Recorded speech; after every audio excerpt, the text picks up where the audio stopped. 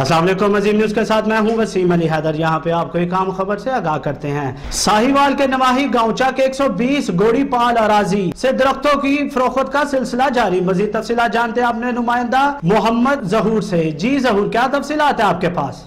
जी, साहिवाल कबीर चक number 129L में घोड़ीपाल मुरब्बा के अलाटी घोड़ीपाल ने दरख्त बेच डाले, जो कि सरासर कवानीन की खिलाफ वर्जी की जा रही है। एक तरफ तो हुकूमत ग्रीन पाकिस्तान के हवाले से दरख्त की ज़्यादा से ज़्यादा सजरकारी का टास्क मुख्तलिफ महकमों को दिया जा रहा है, जबकि दूसरी तरफ सरकारी ज़मीन से दरख्त काट कर बेचे जा रहे हैं। जी, इस टाइम हमारे साथ टेलीफोन लाइन पे मौजूद है सीनियर तज्जियाकार अजीम वकास। जी अजीम वकास, मुझे ये बताएं, घोड़ीपाल अराजी किसे कहते हैं?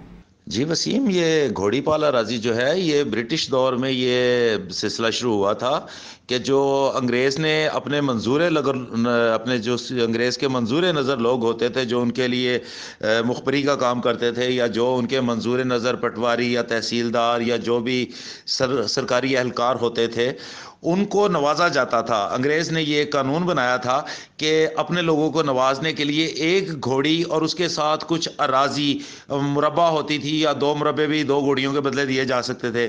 तो ये वो अपने लोगों को देते थे जो उनके लिए काम करते थे।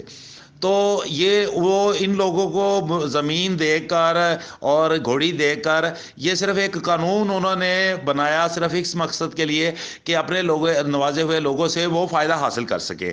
तो ये जो उस ज़माने में जो कानून बना, ये आज तक चलता हुआ आ रहा है, क्योंकि अक्सर ब्रिटिश लॉज जो है उसमें तरमीम नहीं हुई की गई। घोड़ीपाल और अराजी का क्या कॉन्सेप्ट है? जी वसीम, आपने बहुत अच्छा सवाल किया। हुआ दरअसल ये है कि हमारे मुल्क में शरह खानगी जो है वो इंतहाई जो है ना पसमानदा सतह पर है, और जहाँ पे शरह खानगी ना हो वहाँ पे कवानीन भी जो होते हैं उनमें तब्दीली आते आते बहुत मसला हो जाता है, बहुत से मामलात खड़े हो जाते हैं उसमें, और कानून नाफिज करने वाले इदारे जो हैं वो इसी चीज़ से अब तक फ़ायदा उठा रहे हैं कि जो ब्रिटिश ने कवानीन बनाए और जो उन्होंने अपने अपने मुफाद के लिए बनाए, वही फ़ायदा उसके बाद की हुकूमतें हासिल करती रहीं। और हमारे जो अवान नुमाइंदागान या जो साहिब इक़्तिदार लोग थे, जो अरबाब इख्तियार थे, वो भी ज़्यादा ज़मींदार तबके से या अमीर लोग होते थे, लैंडलॉर्ड होते थे, या वो मिल ओनर होते थे। तो उन लोगों ने ज़रूरत महसूस नहीं की कि इस मामले को बारीक बीनी से देखा जाए और इस पर कानून साजी की जाए। जबकि मौजूदा हुकूमत जो हमारी PTI की गवर्नमेंट है हमारे मुल्क में इस वक्त, इसमें पढ़े लिखे लोग भी शामिल हैं, तो मैं उम्मीद रखता हूं कि हमारे ये जो मौजूदा गवर्नमेंट है, ये जो बरतानिया के दौर के बनाए हुए इस किस्म के काले कवानीन हैं, उन पर कानून साजी ज़रूर करे, और मैं उम्मीद भी रखता हूं। लेकिन बड़ी बात मैंने जो आपको पहले कह दी कि जब तक हमारे मुल्क में शरह खानगी जो है उसमें इजाफा नहीं होता, उतनी देर तक ये जो मामलात हैं ये इसी तरह से ही चलते रहेंगे।